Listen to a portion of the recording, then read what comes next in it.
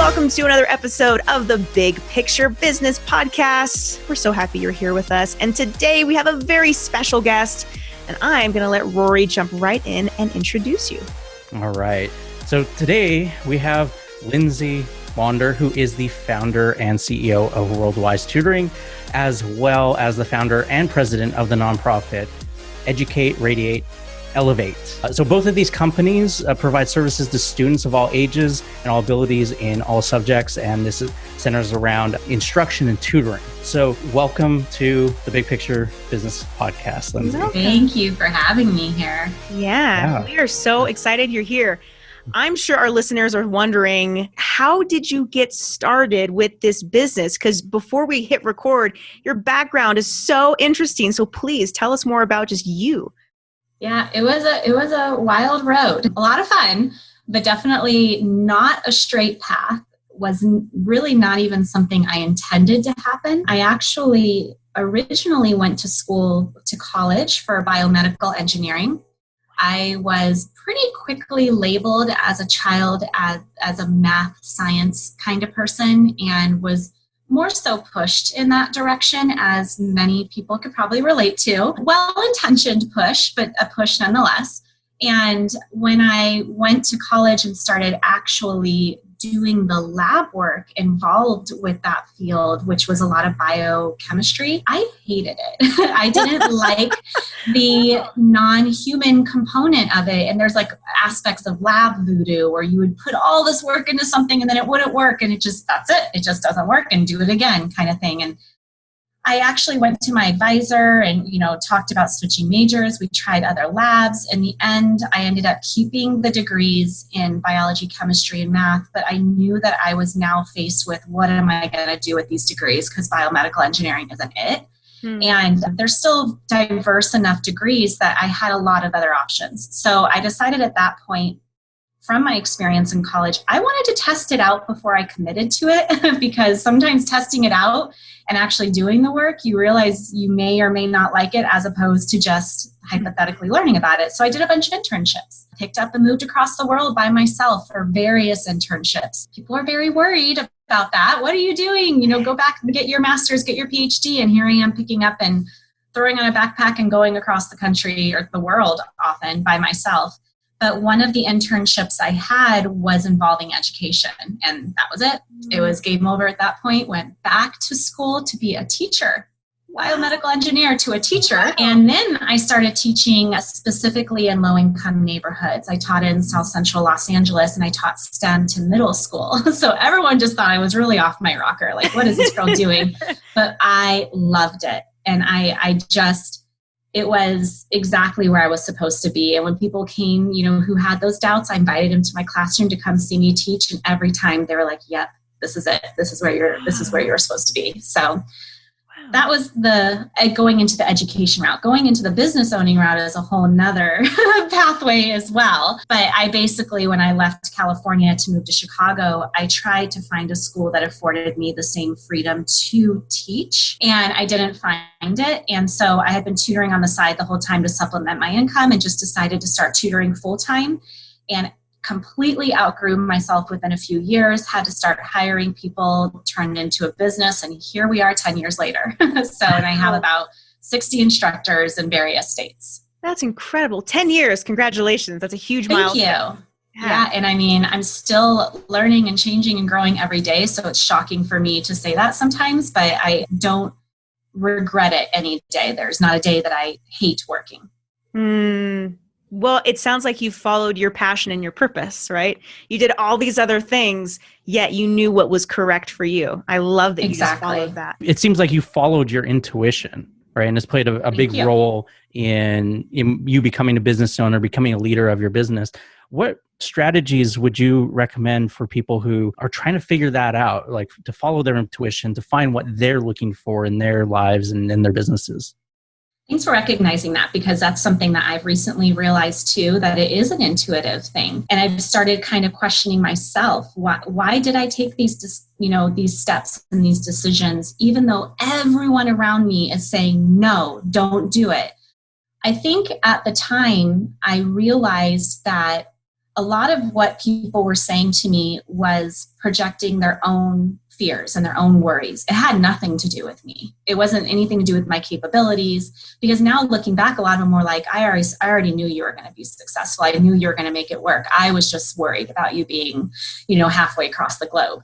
So I think that even then I recognized it, but I think my first step of understanding the benefits of it was when I stepped away from the major that I was pushed towards and actually went kind of away from the biomedical more to just the sciences, which doesn't seem like a big deal, but it was. And I loved it. And that was the first time I was thinking, I don't need to be boxed in and told what to do. I can do what makes me happy. In fact, I was even told at a young age, just choose a job that makes you money because everyone's going to hate their job anyway. And I remember at the time going, mathematically, that doesn't really make sense because, and just kind of thinking like, that's not logical. But really, it's separating out what feels good and brings you actual happiness from the worry of potentially disappointing others. Because I will say to you, even, in the end, they will come to you and say, you made the right decision. They may fight you on it in the beginning, but every time they're going to realize that you went the right way if they truly do care about your well-being. And after a few times of that happening in my life, I just started not even listening to anyone else and doing what I know felt right. And the best way I can equate it to is the feeling of, so I always tell people, do what makes you feel, there's always going to be one. And that's the direction I go. At least one. At least one. At least one. Yeah. But I don't know. There's something, I think that I that's one of my superpowers. There's always just something that pulls me in one direction and I just do it. It just feels right. I don't often get torn between different options, but I think I can attribute a lot of that to cutting out the noise and really focusing on me and what I want. Excellent. That's such good advice. Thank you for saying that. It's such good advice. We have to follow not only just intuition, but the business ownership intuition as well. I feel like it will never lie to us, regardless of if someone says something's going to fail. We talk about that a lot on this show. You cannot fail as long as you're continuing to learn from those mistakes, right? And a big part of that is really just cultivating that intuition for yourself. And so good on you. Completely well done. You've done it. Yeah. And it is true. You still use it now. I use it sometimes there's clients where I just don't have a good feeling about it, or even tutors. There's projects, things that get presented to me. And I'm like, I just don't feel right about this. And I don't do it. And for that, I've had a really smooth 10 years. I haven't had any issues. And it is a risky field working with children. And now obviously with the pandemic and things being in person, and there's just a lot going on. And everyone's happy. The tutors are happy, the clients are happy. And I really attribute that a lot to knowing when to say no based off of it just doesn't feel right. Speaking of the pandemic, okay, so Dominica and I both have children. We're in the situation that I'm sure a lot of your clients are in. We were thrown into this situation where we've got to be the babysitters, we've got to be the teachers, we've got to be the everything at every moment for our kids because there's nowhere else for them to go. Yeah. So what are some of the struggles that you're seeing with people being able to manage all of this, with trying to work and also, teach their kids and all that? I mean, work-life balance has kind of gone out the window when it's all at home, right? So that's a big issue that I hear a lot of parents talk about as a pain point for them, that how do they draw the line between family and work when it's all in one place? And so I have, presented some tips to them that are short-term answers and solutions, but I really do think the longer-term solution to that is to tap into our children's natural curiosities, natural ability to kind of entertain themselves and to kind of bring that back. Because unfortunately, a lot of schools are very adult-centered and kids are just so used to being told what to do and when to do it and don't really have as much input themselves. And now you throw them at home and they're used to that. They're used to being told, do this, do this, do this. And if I don't know how to do it, I go automatically to someone for help. But that doesn't really work when mom or dad are sitting in the office with the door closed on a meeting. It is not productive. So one of the things we really work on with our students is getting them to be more independent, And it's not a quick fix, but it is a long fix, and it pays off down the line in a lot of various ways. They're eventually going to be leaving your house. So I know it's hard to let go, but you really do want to start, fostering this into them at a young age. And a lot of the steps I give to parents are really simple, because it's like, hey, back up, let them suffer and struggle a little bit. And I take that even from being a business owner. There's a lot of times that I struggled as a business owner, and out came something amazing. And I had to struggle. And even now with the pandemic, I had to be challenged to start creating new ideas, because everything was fine just the way it was. And that's true with children as well. Sometimes it's so easy for us as parents to just step in and do everything for our children. Mm-hmm. And as educators, it's hard too, because when we see kids struggle, we want to help them. But there's a difference between struggling and suffering.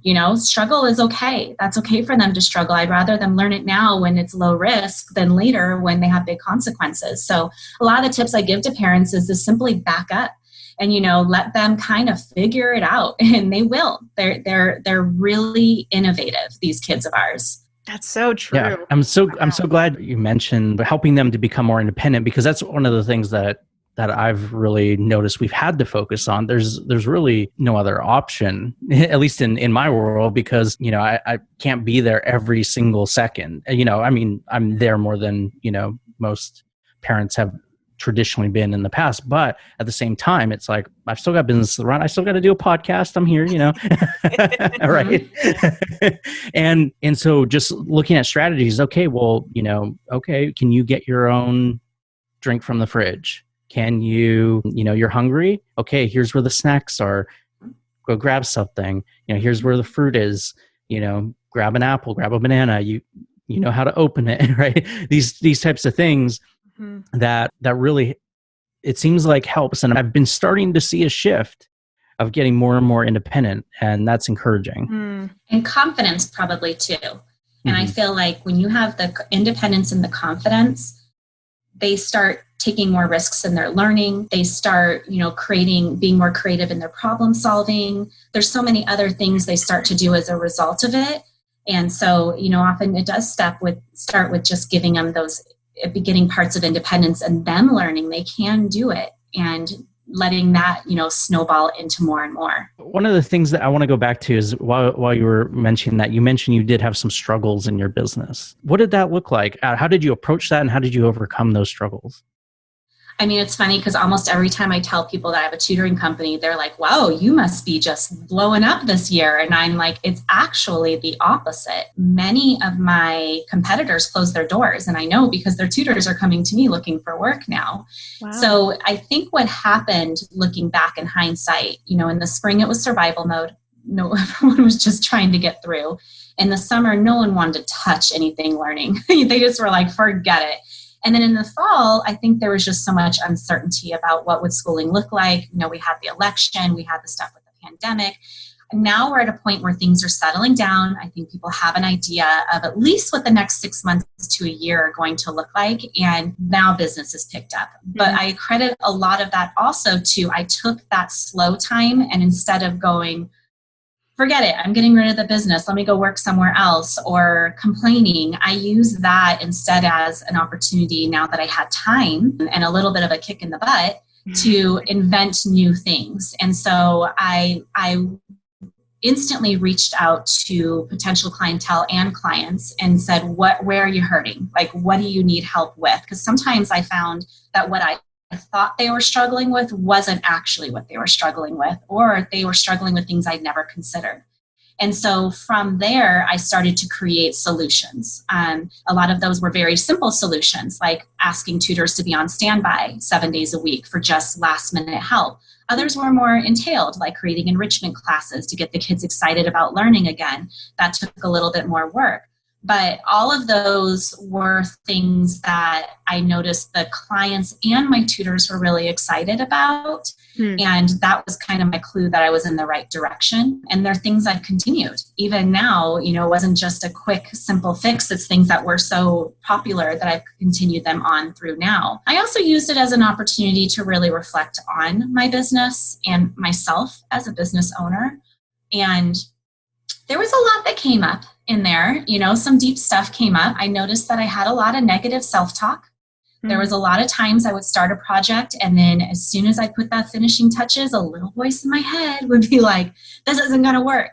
And digging deeper, I think it comes from, things being said to me at a younger age. So I really consciously worked on that, acknowledging it and moving past it. And just, some other, self-doubts and maybe misconceptions of what it means to be a business owner, and understanding that a little bit better. Like, wait, you could be a good person and a successful business owner at the same time? Because I've really separated myself from it, and potentially I think that's what hindered my growth for so long. So there was a lot of not just business growth, but personal growth too. And sometimes even the personal was a little harder. But I feel a lot different than I did this time last year. Wow. We talk so much on this podcast about mindset. It's so important that you can have all the success in the world come to you. If you don't have the right mindset, you're not going to keep it. And we see that happen over and over, where people hit a certain level in their business. And if they go beyond it, they self-sabotage because that cycle starts going in their brains. Negative self-talk, like you're saying, I don't deserve this. Maybe I'm not a good person because I'm becoming successful. These types of things that really hold people back from growing their businesses to the levels that it could be. So I'm so glad, and I want to applaud you for taking the time to actually be introspective, to look at these things in your life when you had the opportunity to, and you didn't just sit down and say, oh, I'm going to focus all my energy only on, what's the next, marketing tactic that I could do to get more business. You said, look, there's more to this. There's more that I need to, how do I grow as a person to grow my business? Right? I think that's so important, and it's missed so many times. And one of the other things that you mentioned that I think is really important is don't make assumptions about what your clients or potential clients are wanting. Yeah. We all have a tendency so many times to do things like that. Just be like, oh, this is what I'm the expert. This is what you need, right? But getting that feedback from clients, whether it's in your advertising and how they're responding to your advertising, whether it's the products that you're putting out, very important. So I just, great job. Yeah, truly. Thanks. I mean, what I did find is when everything happened, a lot of people went straight to social media. And so I leveraged that. And I just kind of went on to all the parent groups and said, where are you hurting? Like, what do you need? And took that and crunched it and broke it down to basically 3 main categories. And, when you ask, people are happy to tell you. They're happy to say, this is where I'm struggling. And then, people start following it just because they want to hear. And then, of course, the next question is, well, are you going to follow up with us and tell us how you fix this? So then you get all these people who are interested in what are you going to do, and people even messaging me on the side, will you let me know when you come up with solutions for this? So there's, potential clients right there without even really trying, but coming at it kind of non-businessy and as a human level of just talk to me, let me know where are we hurting here, I think was really beneficial. It's amazing what happens when you just go ask. Say, what do you need? And then you actually get the results, right? People, I mean, I can speak to this with my clients. They will spend hundreds of thousands of dollars searching for that answer when they could have just gone into a Facebook group and said, what do you need? How can I help you? You have taken the initiative and you are making it happen, and you're very inspiring. Just in hearing your story, the word that comes up for me is just resilient. Like you have just, you've pushed through. What are some tips that you have for our listeners about just truly being resilient, especially during this time? I appreciate you recognizing that, because that's something that I have definitely, when I'm working with students to try to give them that entrepreneurial mindset, resilience is a really big part of it. And I think that a lot of the roots of our issues in society come from people not ever learning coping mechanisms and not having that resilience. And I really work on that with our students, that resilience side of things, because I do think it's so critical to self-development and growth. And so I appreciate that you recognize that in me, because I'm proud of that. I'm proud of the ups and downs. I think, as a beginning business owner, when I had those lows, I thought something was wrong. I thought I was doing the wrong thing, or maybe I'm just not good at this. And it wasn't until I started really being vulnerable and talking to others that I realized, especially other people in the business field, not even necessarily my field, that I realized that this is just the natural part of having a business. You have those lows and then you have the highs, and this is just how it is. And I really tried to adapt that to understand that, to my students too, which, if you have a low, it doesn't mean you're dumb. It doesn't mean you're incapable, because I kind of think I felt that about myself when I had those lows. So now I just instead do the same thing I tell my students to do, use those lows as opportunities to stop and they say, what's not working? What is working? Let's shift gears. I heard a quote one time, and I'm going to butcher it, but one of the things that said is you can't build muscle without resistance. And I just thought that was really powerful, because it's true. If I sit here and do this to my arm all day long, I'm not going to get muscle. It's not till I add weight to it. And it really hit me that you really can't grow unless you have those challenges. That's the only way to grow. And now I embrace them, like, okay, another challenge, buckle down, head down, let's figure it out. Knowing it's short term, knowing I'm going to come out of it, knowing that, things are going to ease off again, and then I can go back to my enjoyable life again. But sometimes you just got to buckle down and knock it out, and that's just the life of a business owner.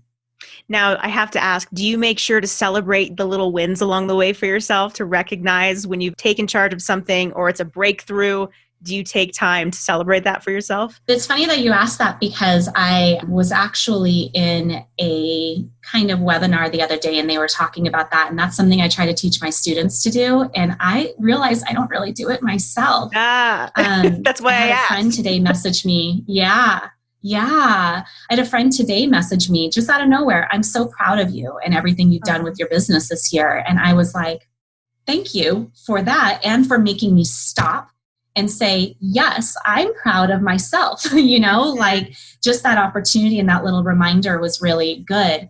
I need to get better at that. And I'm invoking for, moving forward practices to make sure I make time to include that in my day, because I think gratitude is a big part of it, being grateful for those accomplishments. Yeah. And then it just puts things in perspective too, because I just have a tendency to keep plowing forward sometimes, that it's nice to stop and be like, wait a minute, like that was really good, and know how to move forward better next time, because that worked. Now I know how to apply those skills to the next thing. So it's good to reflect.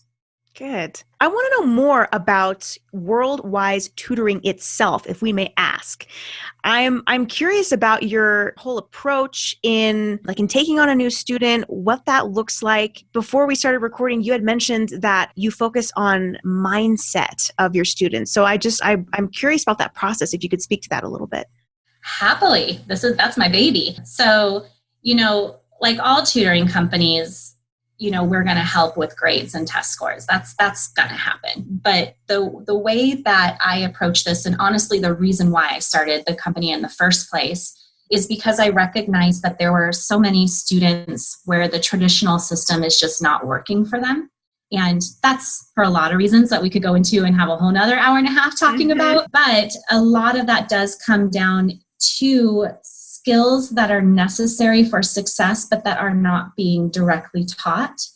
And you talk to adults, and a lot of them will say, man, I wish I had learned this when I was a kid, and I'm kind of like, well, why not? Why are we not teaching this? I get that experience is, valuable in life, but there's so many things that we can share with them so they can start forming certain habits so that they can go even further. Mm-hmm. So that's really what I geared the business around, is not just saying, okay, school's not working for them, but more of why. Why is it not working? And let's address that issue first. And a lot of it did come down to mindset. So a lot of the things we work on with our students involves self-reflection. So we do a lot of metacognition, which is, emotional self-regulation, doing things like we talked about today, looking at successes and failures, evaluating them so that you have a better idea of how to move forward, monitoring your own mistakes and successes. We also do executive functions, which is now a more popular word. I originally learned about this about a decade ago, but people know it now, finally. And I'm not really want to hop on the bandwagon for new education terms because I'm like, okay, yeah, same stuff. But I love this because it's forcing us to stop and say, hang on, we have to teach our children these skills. We have to teach them how to plan and prioritize and time manage and task initiate and all of these things, organize, these things that we just kind of expect them to figure out. It's saying, wait, you have to understand their brains are not developed for this yet until their 20s. That's the part of their brain that handles this. We can teach it to them earlier, but we have to teach it to them. And, if we're expecting them to have these teachers, all these different teachers and subjects and all these different responsibilities, we have to give them the toolbox of how to handle that. And they adapt super well and they pick it up fast, but we need to actually be deliberate in teaching that to them. And then the last component that I add, and people call these things soft skills. There's lots of words for it. I call them interpersonal skills, but it's more of the competency side is the education, but now we're getting into the more conscious side of it. So yes, you're smart. You have good grades. You have a good test score. Are you going to be a good person? Are you going to be a good leader? Are you going to be able to advocate for yourselves and for others? Are you going to be a good team worker? Can you actively listen? Can you creatively problem solve and make decisions? So these are all the other kind of soft skills that you need where having the intelligence isn't enough. And we've all had experiences where maybe we had a supervisor who climbed their way up, but just sucked as a leader, and they had the intelligence, but they just were a terrible leader. And I think that we neglect that side too often. So we really work on that with our students to make sure that they're in a position where they can, invoke change in the world. Yeah, it seems like this is like next level tutoring. Yeah. Like not your traditional tutoring, right?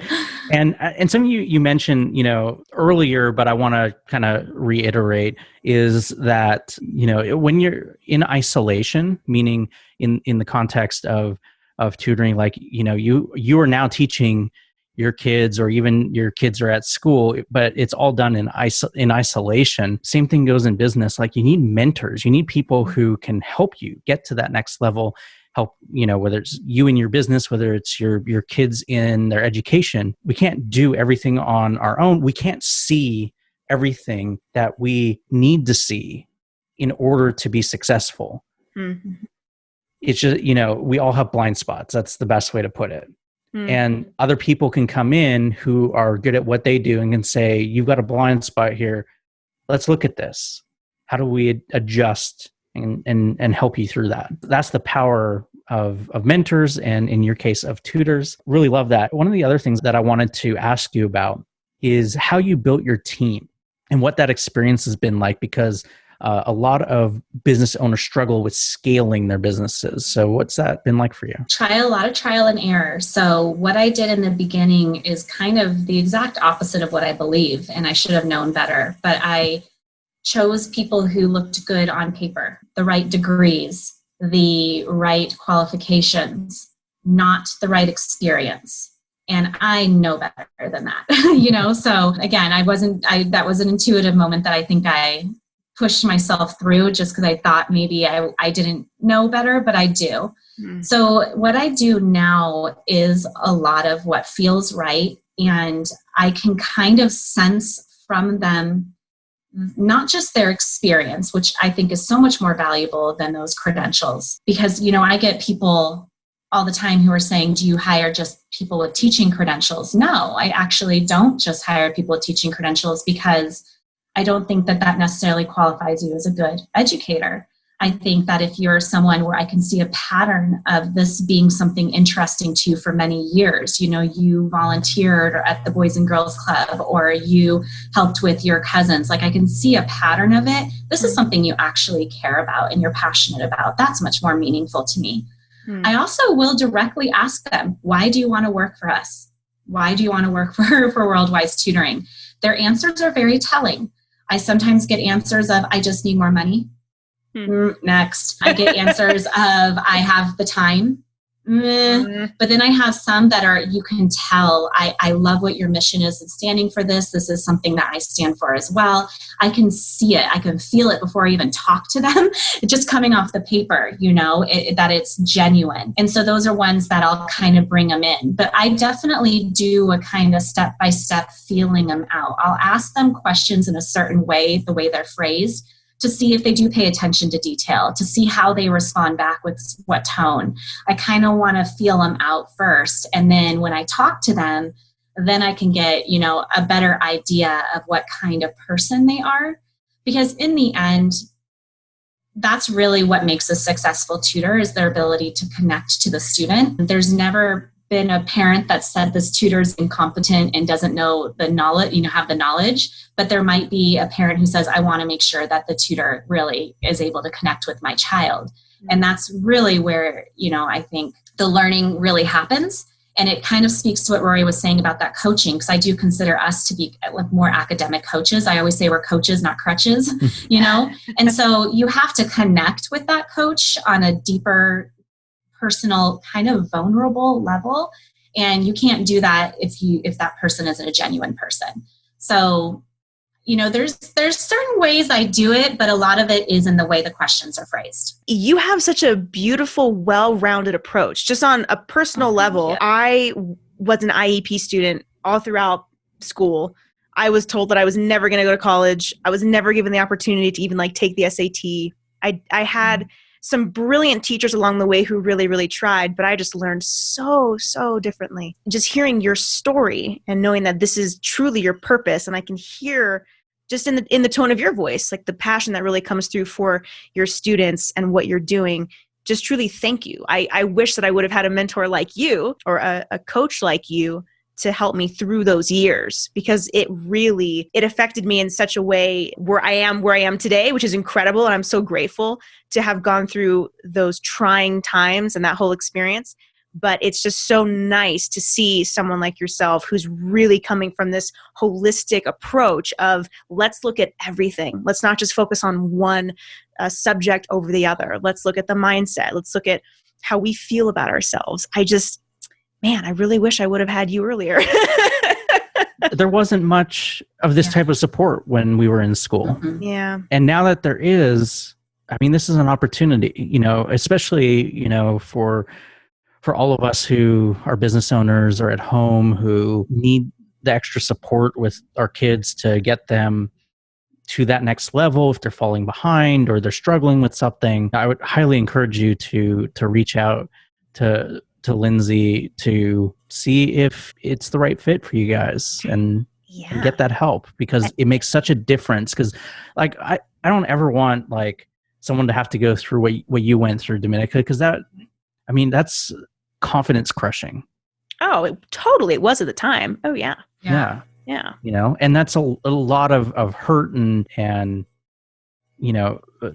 difficulty that you had to go through in order to pull yourself out of that. And if we can prevent that from happening and just support kids and getting the education that they need so that they can be productive members of society and successful and raised to build businesses and do good things in the world, that's amazing. The next wave of entrepreneurs. And it's not just kids, right? It's helping the parents too. Where else can people connect with you, Lindsay? On social media? What's the best way if someone wants to reach out? Oh, yeah. I'm on all social media. I actually have a group that's meant for parents, students, and educators on Facebook where I'm constantly giving tips and resources. It's called Positivity for Parents, Students, and Educators. And then you can look up Worldwise Tutoring literally everywhere. Twitter, Pinterest, Facebook, Instagram, LinkedIn. We're on all of it. And doing a lot of fun learning as well as tips. One of the things I've really worked on this year is taking the things we do and sharing them with others so that they're empowered to do some of these things themselves at home. So we'd love to have you follow us on social media and implement those and let us know how it goes. Awesome. Well, thank you again, Lindsay. This has just been such a joy to chat with you. And we will have all the ways you can connect with Lindsay and her company in the show notes. That is it for this episode. We'll see you guys next week. Bye. Bye. On the next episode, we are talking about mental health. We've been seeing a trend and hearing from a lot of you that you're struggling. Well, you know what? We've been struggling too. So we share some of our struggles and what we've been implementing to help improve our own mental health during these crazy times. So if you've been struggling or feeling broken inside, we get it. We are here to help. And since we are so helpful, how about you trot along over to Apple Podcasts and leave us a review? It'll be good for your mental health and for ours, because spreading love is always a good thing. Can you feel the love?